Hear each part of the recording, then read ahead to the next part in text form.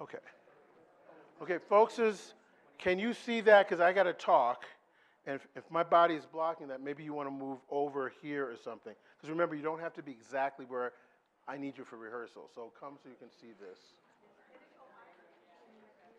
I don't know, Elijah?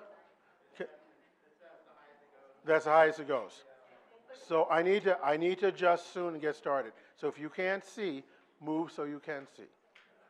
Don't be like church people. Like, this is my memorial chair. I can only sit here. Stand where you can see the screen.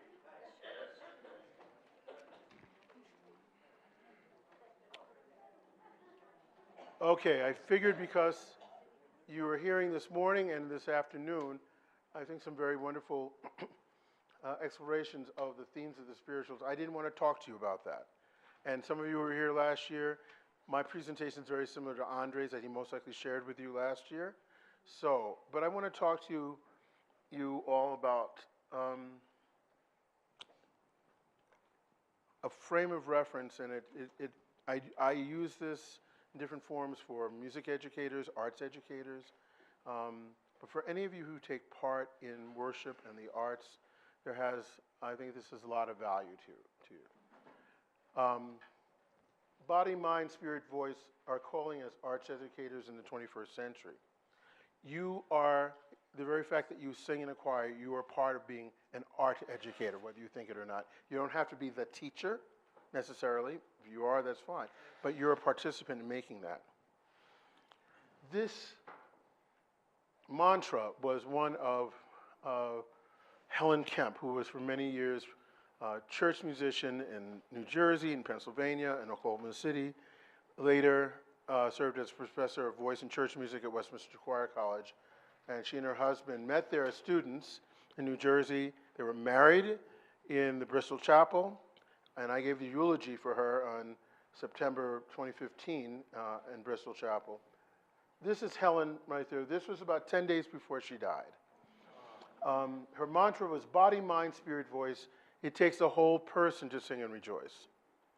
She would not have done that, because what Mama Helen would have done would be body, mind, spirit, voice. It takes a whole person to sing and rejoice. She took children, and not in audition children's choirs. She took children in church choirs, and she helped them to find their God-given gift. And I first met Helen in 1978. I was running a summer program for the American Boy Choir, and that summer we had gone co-ed, and all of a sudden I was getting a call from Westminster Choir College. Mrs. Kemp was giving a workshop, and they couldn't find Princeton children to come. I said, I don't know, they go to Jersey Shore. So I brought over about 30 of the kids in the choir that I was leading, it was boys and girls, and I was about 30 pounds lighter with about a big old fro, and I walked into the lecture hall in their library building. She had about 140, 150 people jammed in this room, and she was doing this body, mind, spirit, voice. I was just starting graduate work at Illinois, and I sat back there and I thought, this is the stupidest, cheesiest thing I've ever heard in my life. Well, I will tell you, nearly 50 years later, it's the most salient bit of information that has stayed in my brain. Because so often in colleges, especially at that time, we were taught how to do things, but not necessarily why to do them. And what Helen's thing, she said, you have, and she knew this in working with children, you must care for them. She told me something several years later, which I've needed here in the last 4 or 5 years, especially. She said, Anton, you may not always like your students, but you must love them. And that sometimes is a very hard love. But I will tell you, since 2016, Me Too movement, and then the onset of COVID and everything, we still get wonderful students at St. Olaf. But this generation of students is different.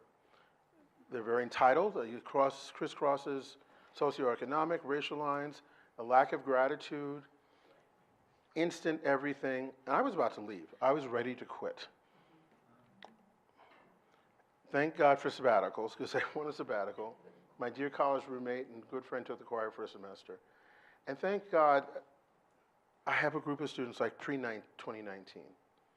Wonderfully caring kids. I just came off 2 weeks tour with them. and we'll go to South Africa in May and June. But a group of kids who cared for one another, cared for my manager and myself. But I had to remember that line from Helen. You may not always like them, but you have to love them. I'm a Lutheran, born and bred. And one of the things that Martin Luther talks about is vocation, the idea, the belief that each person is created with gifts and talents toward specific purposes and way of life. We have tended in the late 19th and 20th century to use that term vocation to mean occupation, but it comes from vocare, our calling in life. And this is very much, when I give this for music teachers, a secular thing like, music educators or choral directors, I said, forget about all the technique. Why are you doing this? Are you doing this to just get the next trophy at your contest? Or are you doing it to help people find who they can be?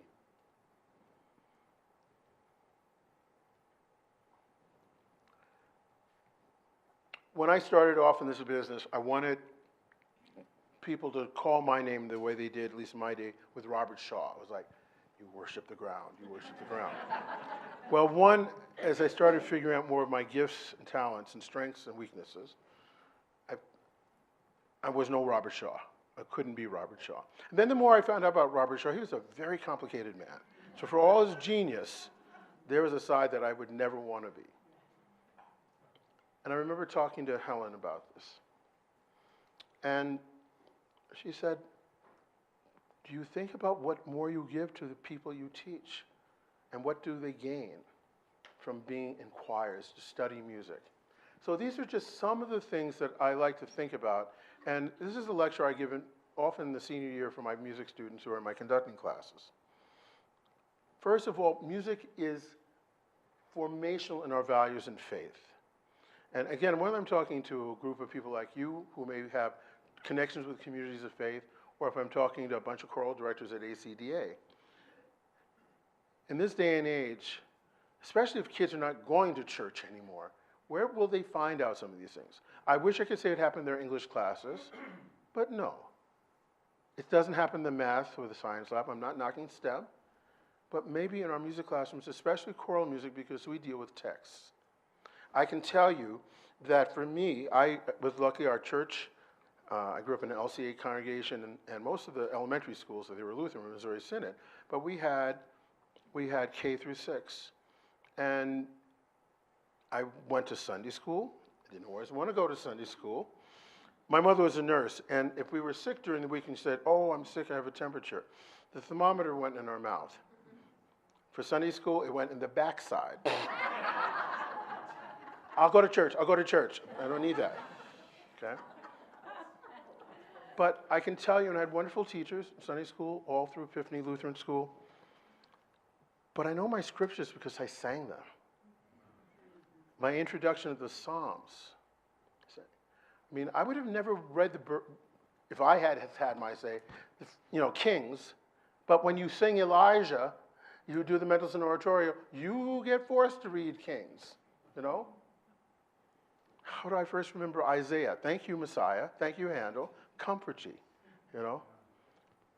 So I learned that through that experience of singing, first of all, in a church choir. 6 years old, Carol Weber took a bunch of hyperactive little boys, and she talked to the Sunday school superintendent. He said, rather than tearing your room apart, give them to me for the second half of the period. In my junior choir, there were more boys than girls in our church junior choir, okay? But that's where I developed a sense of individual value and worth. And up until 4 years ago, from 1981 until 2018, I had a children's youth choir every week.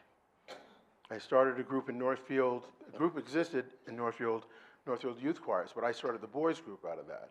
And I conducted that from 1991 until 2018. And then I wanted my Monday nights back to myself. And there's a point you go, like, maybe somebody younger should take over and do this. But they kept me honest. The college kids, I could scam them. Middle school kids? Uh-uh. Uh-uh. Okay? A friend of mine said, when you work with middle schoolers, it's like having little puppies. And they will either lick you and adore you, or if you turn on them, the pack will turn on you. Okay?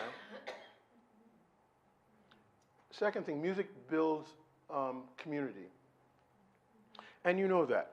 Those of you who are here, because maybe you sing in Corolux, you sing in one of the church choirs in the area. When I talk to young people about this, yes, if you understand that the art forms, especially music, can build individual sense of value and worth, what we do in this environment is that we do it in the sense of a cooperative group activity. We build social skills. As I said the other day when I was talking to El Faro, the young people, I said, what else besides learning good songs and how to sing properly? Their answers were incredible. Building community, building friendship, listening to one another, respecting one another. Those were their words, not my words. Okay, they understand that. And I do push back when people say, well, we're like a sports team. There's a difference there. Because in sports, the way we play it, somebody's a loser, somebody's a winner. Who did Kansas City play a couple of weeks ago? You might not even remember the 49ers were in that team, okay? But when we do and we practice our arts in the best way, and especially music, we're all winners. Ask how many middle school and high school teachers are writing late passes after a rehearsal. It doesn't happen to my math colleagues or my STEM colleagues. They can't wait to get out of the labs. But those kids have to come and talk to that music teacher about the song they sang in rehearsal and what those words meant to them. You're shaping human beings, body, mind, spirit, voice. It takes a whole person to sing and rejoice. This third point, our art forms carry emotional content. I started developing this talk, it has morphed. In 2007, I won a special award from Baylor University. It's called Robert Foster Cherry Great Teaching Award. I didn't even know they had such things, and my name was put in by a colleague at Baylor who I taught there for a summer session. The end result was $200,000 award. And I was glad even when I made it, out of 118 people, I made it down to the final 3. And it was a poet laureate from the East Coast, a nuclear physicist from Case Western, and me. And I thought, yeah, like, right, they're gonna give it to the musician. Yeah, right. But I had to go and teach, and this talk started now. I can tell you it has evolved over the last 15 years. But what I said to them, you know, our disciplines must give more than teach fact. What I'm very proud about the college I went to, that I have served now for 34 years, is that at the heart of what St. Olaf College is about, yes, being a great liberal arts college with a global perspective, but we're rooted in a community of faith, and that there are values. You don't sign a form to have to believe in something. There are a lot of people at that college and the faculty who are not necessarily people of faith. But why are they drawn to that school? Because there are a set of values that come from religious faith. And Lutheranism in the 21st century is not an exclusive thing. It is ecumenical. And what I love about this is this next form is that our students today, I'm sorry, I'm not picking on you guys, okay? I'm so glad you all are here, okay? But they're very used to instant everything, right? Instant everything. Take out these things. Siri, tell me what? Instant answers. This art form of choral music, you all have experienced this morning. We started out with some of those pieces. You didn't know how to sing some of those pieces. But even after an hour, 2 hours, you've improved. That's a life lesson. Life is not going to be everything. It's going to come at you. You have to persevere. You have to work at it. And we have too many kids. I knew about helicopter parents. I've experienced the snowplow parents in the last 5 or 6 years. Those are the ones, not funny when you have to deal with them. Those are the ones, whether the kid is right or wrong, the parents swoop in, and they're going to clear the path. And if you don't give the kid or the parents what they want, then the next thing they want to do is to sue you. I've had to deal with that twice in the last 5 years. And the child was wrong both times. Okay? I luckily work in a wonderful institution in which they know me. I document everything, so when I have to deal with these things, because now I have to tell students when they come to my office, you want to have a private conversation, put your phone on my desk and turn it off. Because kids will now record your conversations and not tell you they're recording it. One child who lied about something had forgotten to turn her phone off, and when she left a meeting after I had to dismiss her, first time in 29 years, I dismissed a child from the Samuel Choir. She brought the dean of students over to meet with me, the manager, as I dismissed her. And it's the first time in my life that I know of that somebody bore false witness against me to my face. And I was accused of calling her a liar. I never do that. I never called her that. I said, you are reporting mistruths. That's what I said.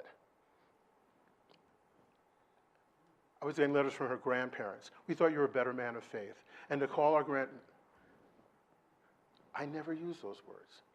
Well, she had taped part of the conversation. What she didn't realize she hadn't done is to turn the tape off. So it's like the Watergate tapes. All of a sudden, you hear her voices, you hear the conversation with me, and there's like almost a minute gap, okay? And I finally asked the lawyer, the college lawyer, can I hear what I suppose he said? And he said, well, you never did call her a liar. I know. But did you go past, and I just left it on, I was typing, and all of a sudden I hear the voices again. I hear the dean of students saying, well, how did you feel about what happened? He said, it's what I expected. Nah, he really didn't say that. I said he said that. Did you listen and pass the minute? But, okay? So when we talk about art forms carry emotional content, how many friends do you have in your Facebook or your Twitter or your whatever Instagram accounts? I can't. The fact that you all are here, you make me very proud of your mothers and fathers and your teachers. Because you could be doing something else this afternoon, and you came to sing with a bunch of wonderful folks who are a lot older than you, and hear a crazy black man in your face all the time, okay? But you're here. You're here. And what I hope you get out of this is that it's all right to feel emotions. It's good, because where else are you going to do this? If more kids were involved in the arts, less of them might be doing teen suicide or finding other ways of doing this. You all live in this beautiful community. When I give this talk in the inner city, that keeps some of those kids out of those gangs. I started a high school choral program at the University of Oregon with the Oregon Bach Festival in 1998. And the man who started with me was old school like me.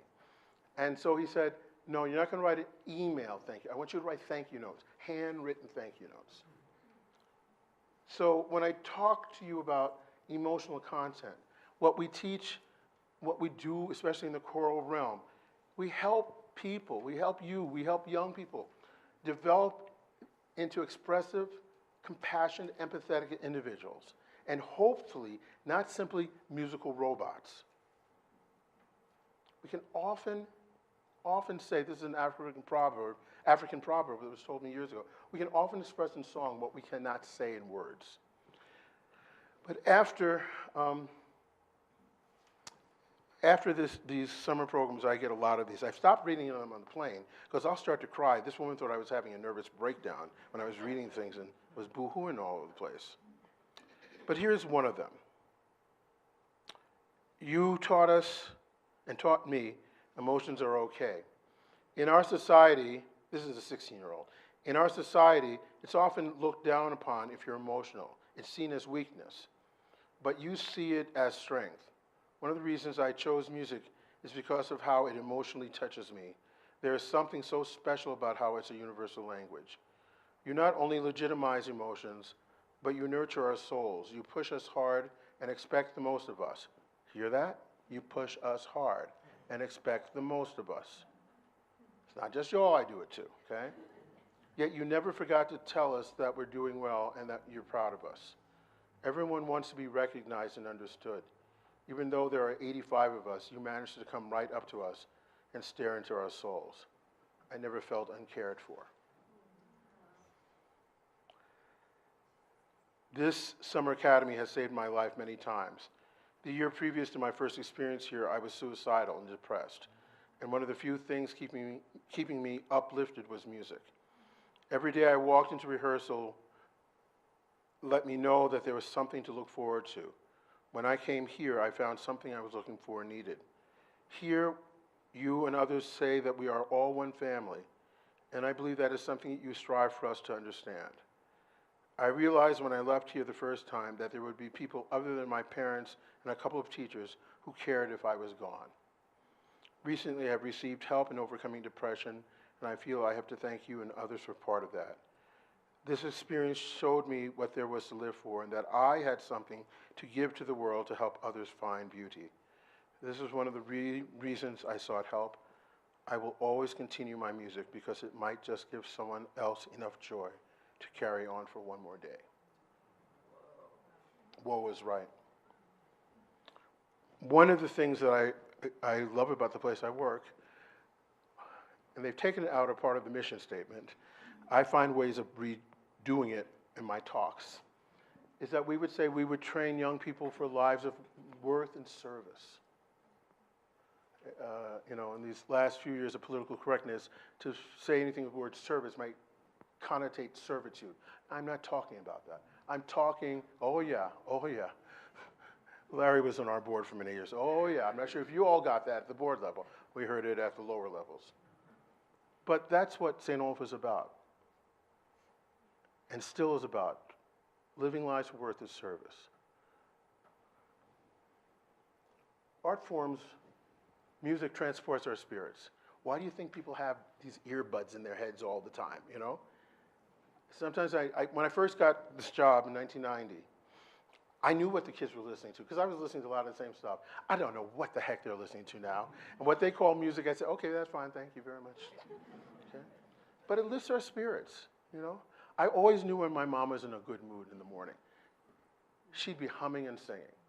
That was a good day. If I was going to ask her for something, do it now because she was in a good mood, okay? But whether you're in the rehearsal room, classroom, worship space, concert hall, it lifts our spirits when we're down. Music can motivate. It becomes a dynamic catalyst in areas that inform and encourage our actions on our moral beliefs and our social actions. Think about it. Many of you in this room, you remember turning on the televisions in the 1960s. You remember Bull Connors putting dogs and hosing down people in the South. But it wasn't just in the South. I'll say this. In the South, people just told you, we hate you. In the North, they hide behind their smiles, and they still hate you. Okay? I had friends who were students in St. Olaf in the 60s, and they went down a couple different summers. They were not officially freedom riders, but they went down to work with young people in Alabama and Mississippi. But they were in places where they were part of marches. And they would pray before they left wherever, but they could hear the dogs barking, they could hear people yelling obscenities at them. But what gave them the strength as they left, and especially the white people who left, was that they'd be singing, whether it was We Shall Overcome or one of these wonderful spirituals, go down, Moses, way down, let my people go. But some of those white people got beat worse. There's one of my friends who got beat up really badly said, as he was getting billy clubbed, he said, it's bad enough that the Negroes do this, and then you Yankees come down and we're going to beat the crap out of you so you don't come back again. But it was those songs that gave them the strength. It was the songs when Mandela was still in prison. So these things that we sing now in our church all the time, so Tu Mamina, Hallelujah Pelo Sorona. But those are the songs people were singing to get that man out of jail and to make that country. I'm glad to be going back to South Africa with the St. Olaf Choir, because I think it's going to be a mirror in our students, because while their country is so complicated in a lot of ways, they are at least dealing more honestly with race issues there than we deal with them in this country right now. For me, music has been a wonderful way for cross-cultural and interdisciplinary learning, okay? Music teachers teach more than teaching notes. I teach languages. I teach history. I teach theology, okay? I teach math. When I get a kid and they have to understand what 2, 4 time is, they start understanding their fractions, okay? You laugh, but that's the truth. That's the truth. I wish I could tell you the first time I encountered literature of the Harlem Renaissance was in an English classroom. It was not. It was in a voice studio singing In Time of Civil Reign by Jean Berger. Or when Andre, one of the first things he did was not I Dream a World, but Hold Fast to Dreams. So my opportunity to introduce literature, not just of my own people, but to learn of Octavio Paz, a Latin American poet, that Eric Whitacre said in his music. We are cross-cultural.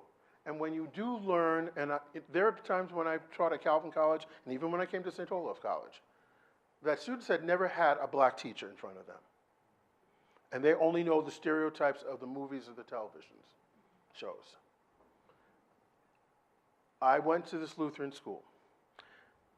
But our school hymn was,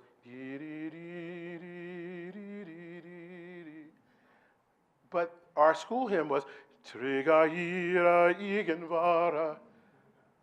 We learned the whole first verse in They didn't tell us Swedish, they just told us how to sing it. I always thought Children of the Heavenly Father was the second verse, okay? I was multicultural when I was 6 years old. But I grew up in a wonderful church before the merge into the ELCA. That church was truly one of the truly multicultural LCA congregations in the church. Our church dinners were incredible, you know? There were the Germans who had their stuff. There were the Eriksons, who were the Swedes, who brought the Swedish meatballs. And then there was Tante Tina Lindveit, who brought, I first had krumkaka from her. Okay? My parents all came from the Caribbean, and the Veits were from Georgia. So our meals, and then when the Wongs finally joined our congregation, ooh, Chinese delicacy came out, okay? But we didn't see our differences as obstacles. I was raised in church, maybe it's Disney, but we saw each other for who we were. And our singing of the faith taught us that. Our art forms provides a living model and experience for excellence. As one of you said tomorrow, you're setting the bar high. Yes.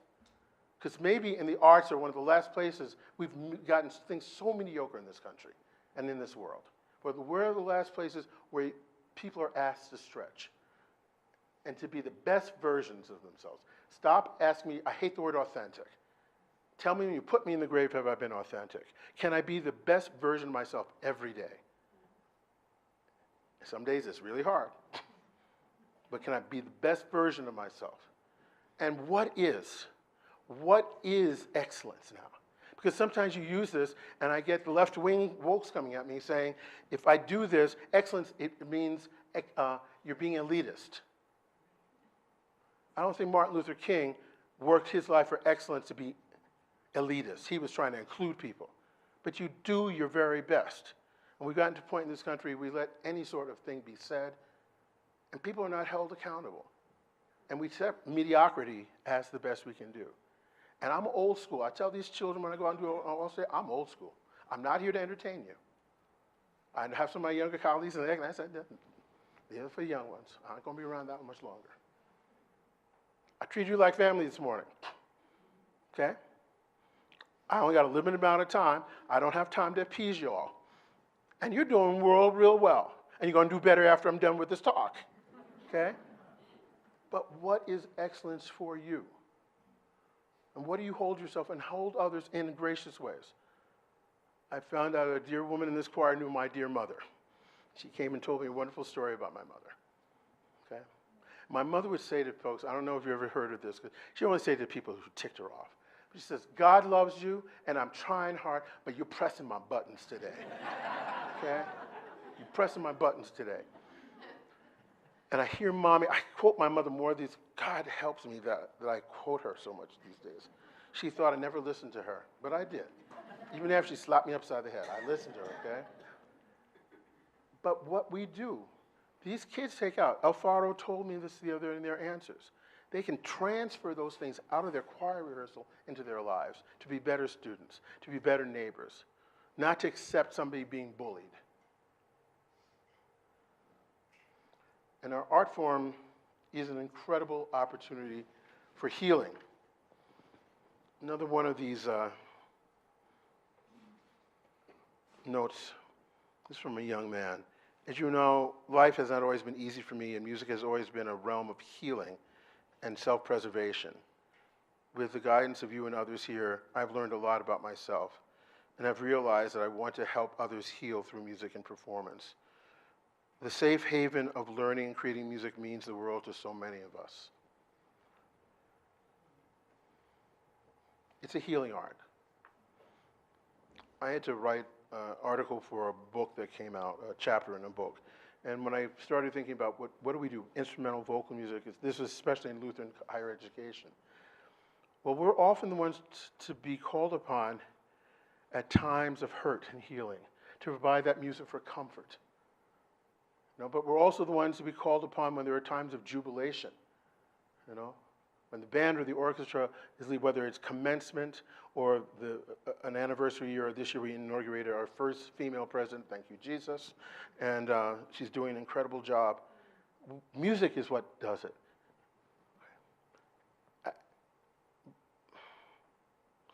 My mother and father were wonderful people, but my mother was the one who understood me and this desire to do music.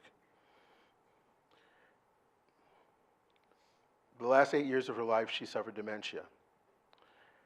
And the last thing she wanted was ever to leave her home, but the last 2.5 years, we had to put her into a care center. I have a wonderful brother who was there every day with her.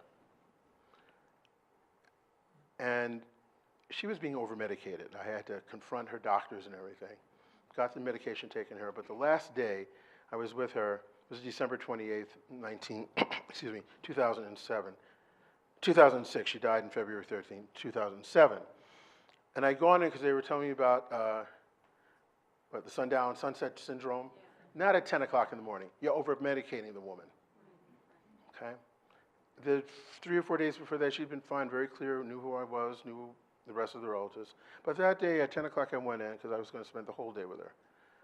And she was not in her room, went to the community room, she was sitting there. And for nearly an hour, I talked to her. There was no recognition, nothing. Nothing. Finally, I took her back to her room. Now, one of her favorite television shows was Jeopardy. She was one of those who yells at the television all the answers, But that was on. All the reaction was no. My brother kept a boombox with CDs, and one of them was one of those great hymns of faith albums that you see there. So I turned it on, and they're singing. We got finally to Beautiful Savior, the F. Maley's Chris Johnson version that if I don't do, I'll get fired at the end of the concert. My mother was a true contralto, she wasn't wussy mezzo, she was a true contralto. Not overly trained. I wish she had me when she was nearly 40. I wish my brother was 10 or 14 years old, and I wish I had known her younger. I could have helped her develop her voice. But she sang 2 pieces in church as a soloist. One time when the church choir did FM's Beautiful Savior. She was the mezzo soloist. So when the humming started, she hadn't said anything, nothing. She didn't look at me, but she just said, I know that, I really know that. We got to the verse, she sang the solo. Then we got to the 3rd verse. She sang that whole second alto part. Even the notes that Ken and I cut out at the very penultimate measure, she sang the second alto part, okay? Then whatever was next, so her favorite gospel hymn is one reason you're singing what you're singing today. This is Eyes on the Sparrow. So I start singing, and I sing because I'm happy. I sing because I'm free. For his eyes on the sparrow, and I know he watches me. I can get through the whole first verse and sing refrain. Get to the second verse, and I get through the first verse, and I stop. She keeps going, sings the whole thing, and I join her. And it was literally, I'm telling you this, it was like a veil was lifted. Because she finally looked at me and she said, baby, when did you get here? Now, I've been there over 75 minutes at that point. And she looked at me and she said, you look good. Somebody's feeding you real good, aren't they? feed myself, Mommy. For the rest of that day, I had my mother with me. When medical science couldn't give me my mother, those songs that we sang together, that's what brought her back to me. What songs will your kids and your grandkids sing to you? John Ferguson, longtime colleague of mine at St. Olaf, talked about a lot of things, but before, I just want, Ruth Travel Jacobs is the founder of Choristers Guild. Some of you may know that. It's an organization that works with children and youth through music, developing their spiritual lives. It's a good Mennonite. And I love this quote from her, made back in the 1940s. I believe that our emphasis must be on the person, not the subject. Great music has no value in itself. Only when it penetrates the personality and has its influence there does it really live. Now, unless you are a theorist or someone who likes to analyze music, and you get off on analyzing that Bach fugue, and you see the subject, then the counter subject, then the exposition, and you see the retrograde inversion, and you see the stretto. If that turns your crank, bless your souls. It doesn't do anything until it's coming in somebody's fingers or hearing their voices. And it's when it gets there. I have to tell this, and when I talk to big music, ACD crowds, your people can sing all the correct notes, but they're not sharing the message. You haven't done your job. My colleague John Ferguson often talked about the arts and what we do, in music and church music especially, as being countercultural. Okay? He always talked about our music being relational. John, I'm going to quote him quickly in this. He said, our culture of constant entertainment suggests that it is better to sit back and let others sing for us. Our contemporary culture frowns upon group song. But deep within us, way down deep in our very being, there is still something we can't ignore, something we can't articulate, something we still feel, something which calls us to sing. We were made that way. Okay? So here, I'm going to just show you my cards. This is why I'm a fan of traditional worship. Because when I see praise bands, and praise bands are fine, but I never see fat people in praise bands. They're always beautiful people, and they sing at me. They may throw up some words up on a screen, but even with a hymnal, you don't have to read notes. If that note goes up, your voice goes up. The note goes down, What I do give praise bands things that we need to learn in traditional music. They do look joyful when they sing. They look like they are like praising their God. And some of us look like we were on a constant funeral dirge. Okay? So that's one of the things I'm going to talk to you all about. Do you look happy? When you say that song, you got to look happy and sing happy. But music is very much a relational and transforming force in the world. Our art must be in service to others. It calls us to be humble and vulnerable in the sharing of our gifts. This is not The Voice. This is not America Got Talent. This is about giving back. When you lead in worship in your churches, when you sing in your community choirs, what are you giving them? You give them the best of who you are. Christina Rossetti's, what can I give him poor as I am? If I were a shepherd, I would give a lamb. If I were a wise man, but what can I give him? Give him my heart. That's what I want all of you. It may not be perfect tomorrow, but we're going to work real hard today so we get as much muggliness, mucho ugliness out of our voices, and that you will work on this music overnight, and you come back, and all I can ever ask of you is that you give the best of who you are. With all the gifts that God has given you, you use them. I want you to think about the inspirational role models in your life, those who have helped you in this path. You say, well, I don't direct choirs, or I don't, but you sing in a choir. Why? Why do you do it? You could be home watching television, playing poker. You can do a lot of things, but you choose to come out and be part of this. Why spend a Saturday with crazy man in your face, Why? And who are those who have helped to motivate you through nurturing discipline and affirmation, not fear and intimidation? Some of us are an age, we were taught by fear and intimidation. That doesn't work now, and it shouldn't have worked 50 years ago.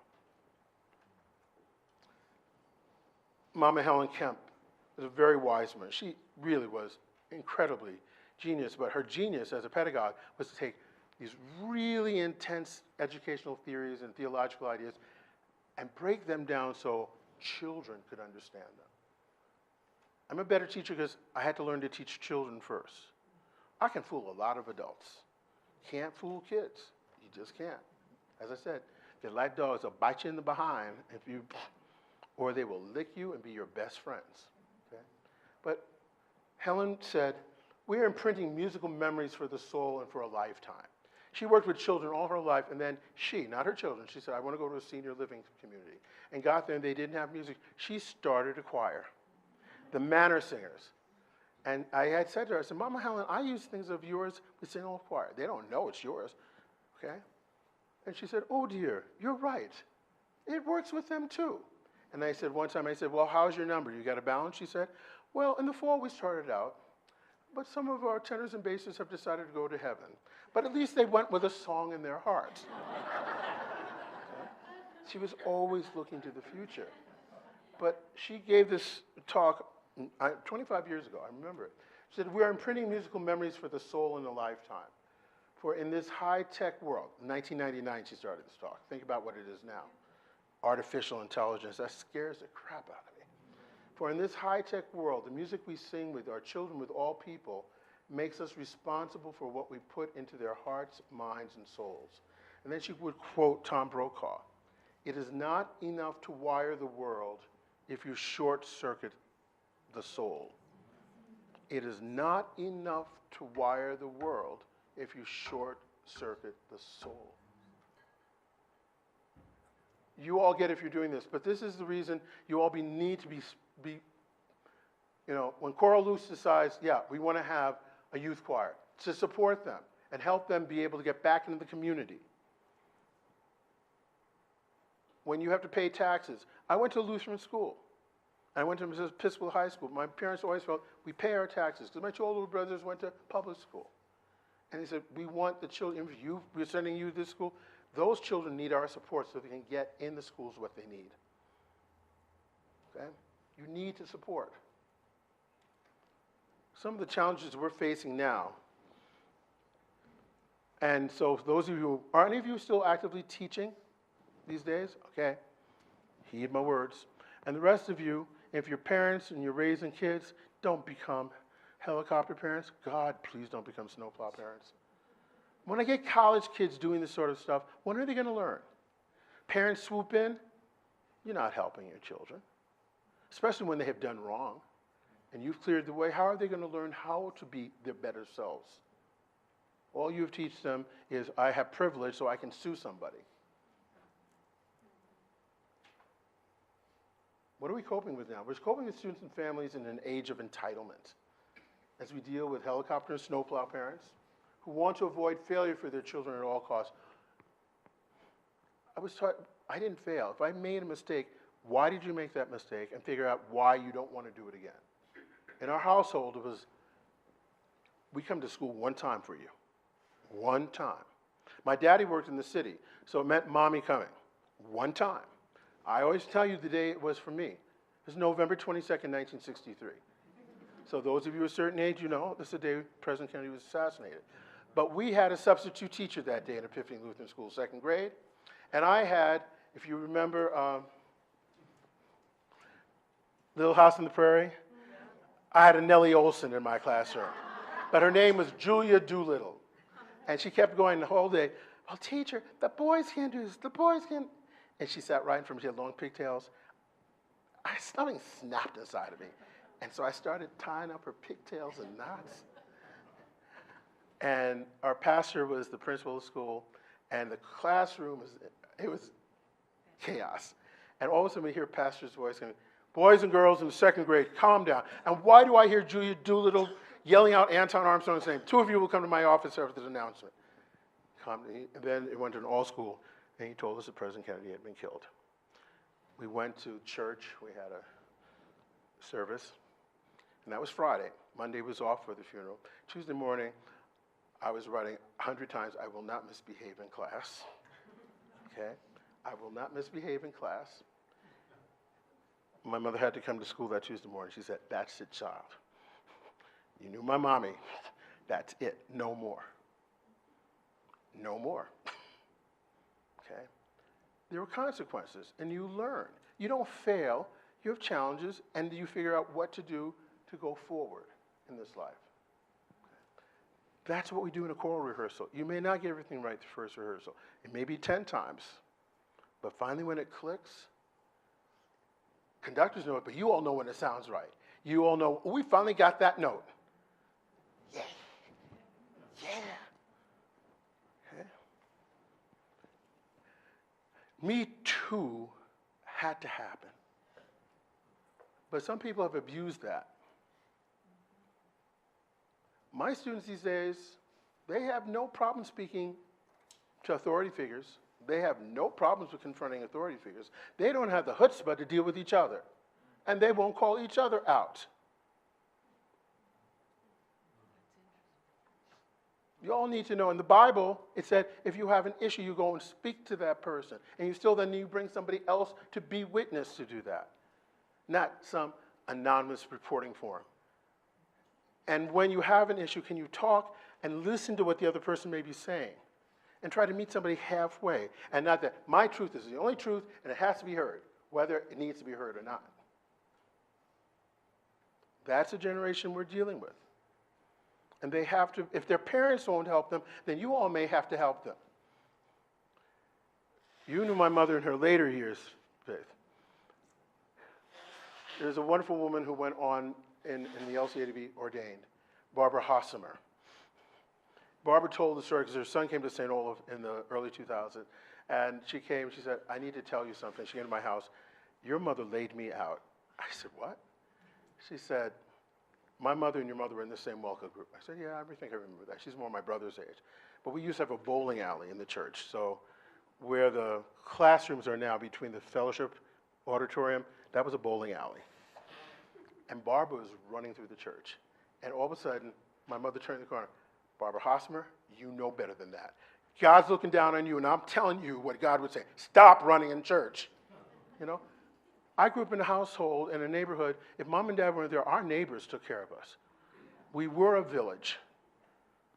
Mrs. Jorgensen was Aunt Addie. And Aunt Addie saw me one day hitting my next door neighbor. When I got home, my mother said, "Boy, didn't you tell you to keep your hands to yourself?" "What are you talking about?" "I got eyes in this neighborhood on you all the time. And if God's not looking down, my neighbors are looking on you." Okay? We need voices to speak up. We need to be striving for diversity, equity, and inclusion, and belonging. What you all are doing here is a marvelous thing. You all didn't have to come. I see 2 other people in this room who look like me. But you all are here. And that's what it takes. Creating communities of belonging. Nurturing respect for tradition. Don't throw the baby out with the bathwater. But we need to be visionary, prophetic voices. What you all are doing here today, what this church and Corolux are doing this festival, that's the type of thing that has to happen more in our country. More in our country. What I learned as a student at St. Olaf College and what I've tried to do in my years back in the faculty is about being servant leaders. Why? We create art to enrich ourselves. You got to feed yourself, right? You can't just be giving somebody else. You got to feed yourself. A mother knows when she's breastfeeding, you better eat well so you have something to give that child.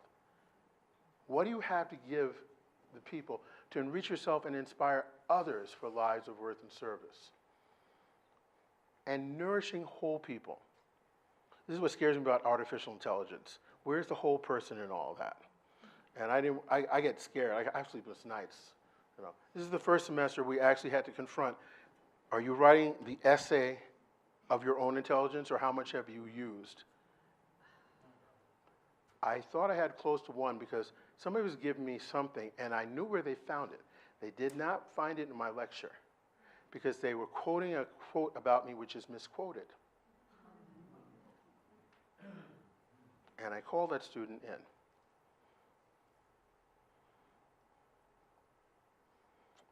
And the person at first, and I said, I can tell you, you did not use the appropriate resources that I approved. Well, but I'd never said that. That has been misquoted and put into print. I've tried to write the people who did that. I said, you need to take that down. I'm not as dumb as I look, okay?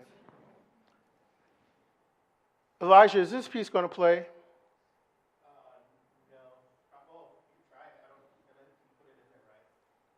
Well, it's there. So what do I press the red thing?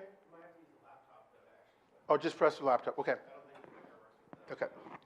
This piece is by Mark Miller, African-American church musician from New Jersey, and this is a piece published in Choristers Guild. It's called Love Has Broken Down the Walls. And what I love about it, love has broken down the walls. We're accepted as we are. Second verse goes, we're accepted as we are. So as I live in a world where things are not binary anymore, whether you and I like it, it's not. I wish my friends who like to recreate things will find me. Here's the thing that I have a hard time with, okay? I accept non-binary, but find me another term rather than ask me to call a single person a plural pronoun. Try to write a recommendation and they, and I'm talking about a single person. But people have to be accepted as they are. This piece talks about it, and the final thing, we will tear down the walls. But it's not just the walls outside, it's the walls that we put on ourselves. If I hear one more round of students saying, we feel like we have the imposter syndrome, that we are not good enough to be here. It's not just my St. Louis students, I'm hearing that a lot. And we have to let our young people know they are worthy. They belong. Let's see if this thing will play or not.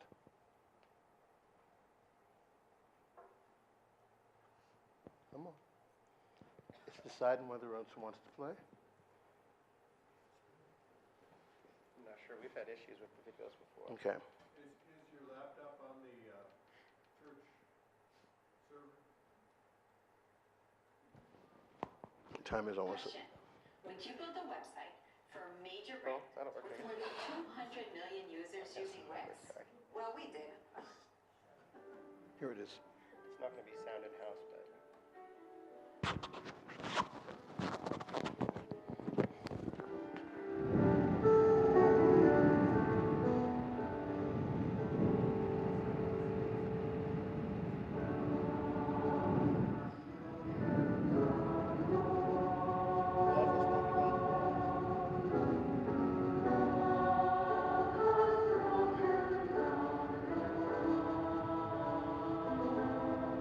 This is the Oregon Box Festival Youth Program.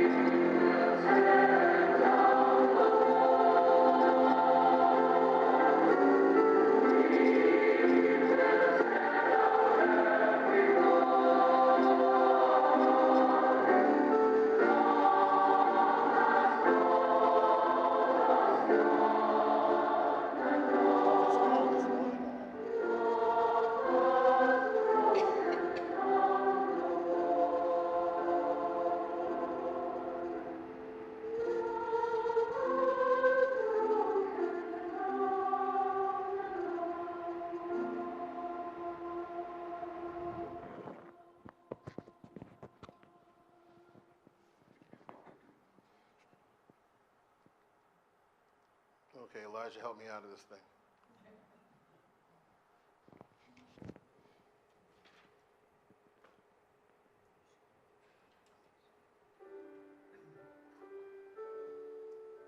I need to get back to my thing.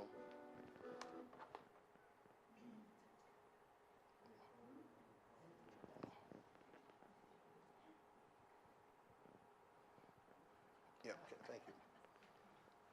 So, in closing, I want you to think about a couple of things. That last piece, I don't talk about music being easy. Tell me a piece is accessible, but don't tell me it's easy. If you tell me it's easy, then you haven't understood the beauty that's possible. I love to hear children sing in unison. And when they can sing with more confidence in 2 and 3 parts, great. But unison singing, to sing in unison for adults is very hard sometimes. Some of you may remember the great conductor from LA, Paul Solomonovich. Paul also could be very blunt about things, and he said, if your people can't sing in unison, all they are doing is when you do 4 and 8 part music is to hide a lot of sins. And then he was a little more blunt. When they sing in unison, they're buck naked to the world. Make sure they show their best side, okay? So every year when I start the single choir off, we will do exercises, a lot of them still coming out of Ken Jennings' Sing Legato book. But the first thing we sing is not some anthem or even a hymn. It's plain song. I use the Adoro Te chant. Because if I can get that choir of 75 to sing all together, sing in unison, do text painting, shaping, dynamics, then I can do 8-part Bach motet. I can do a 12-part Penderecki motet. But until we go back to the basics, for me in life, it's respect, trust, and then love. If you can't respect somebody else, how do you expect to be respected yourselves? And if you can have honest respect, then you have the possibility of building trust. And then possibly out of that comes love. That message to those young people, when I do that with young people at any age, especially young people, it's not about hate. They're seeing hate all the time. Seeing the highest levels of power in this country, we see hate. Brad is very proud, as he should be, of his Norwegian heritage. And I have dear friends that he knows, and I've spent the last 8 years, I've gone over between Christmas and New Year's to celebrate holidays with him and then my good friends Ralph and Lori Johnson. It is a tradition in their country that on New Year's Eve, the king gives a speech. And when I was last there in 2019, his son-in-law, now it was then an ex-son-in-law, had committed suicide. But he used that. He made his family vulnerable. And he talked about how people, he never in any way denigrated his son-in-law. He talked about what a good man he was and how this illness had changed and how people in his country needed not to be afraid to ask for help. That's what I call a good political leader, somebody with compassion. If they're not seeing it on the world stage, if they're not saying, they need to see it in your homes, in your communities, in your schools. Helen would say to me often, she quoted this thing of Ruth Crable Jacobs, the woman who founded Choristers Guild. She said, you don't have to do great things, but the little things you are doing in your sphere of influence can and must be done with great conviction, great wisdom, and great love. Let me read that again. You don't have to do great things, but the little things you are doing in your sphere of influence can and must be done with great conviction, great wisdom, great beauty, and great love. Our art must build bridges between people. And using our art, our choral singing, this weekend, nurturing and nourish whole people, breaking down those walls that can enslave us, those walls that we build around ourselves and the walls that others build around us. And I'm always inspired by what Helen would often leave her talks saying, a great teacher, a master teacher, but I would say a great mentor, a leader. Ignite the spirit. Enrich the mind. Give them something they can't just get by putting on their ear pods or watching some. Enrich their minds and empower them for positive action. Because then we all become agents of light and hope. That's what I hope this weekend is for all of you, that you do this today, do this tomorrow, but take it home. It's narcissistic if it just stays in the performance tomorrow. How can you be a point of light and hope in your lives? Maybe with the people you share a dwelling with. Maybe the people that you are working with. And next time somebody comes at you snarky, do you return the snarkiness? People come at me evil these days. I still have enough New York in me. I want to come back and punch out their lights, okay? That's still part of me. And then I remember love. And when I'm nice to somebody who's trying to be evil to me, it throws them off guard. They do not know how to deal with that. But I do quote my mother. God loves you, I'm trying hard, but you're pushing my buttons, but I'll keep trying, okay? Thank you, my friends.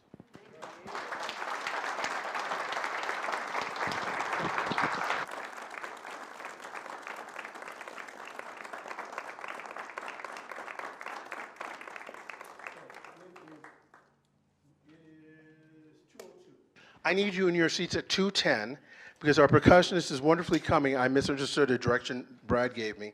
And I need to teach you, I sing because I'm happy, so he can at least run it. He can only be with us for half an hour or so. So go, if you need to potty, go and potty quickly.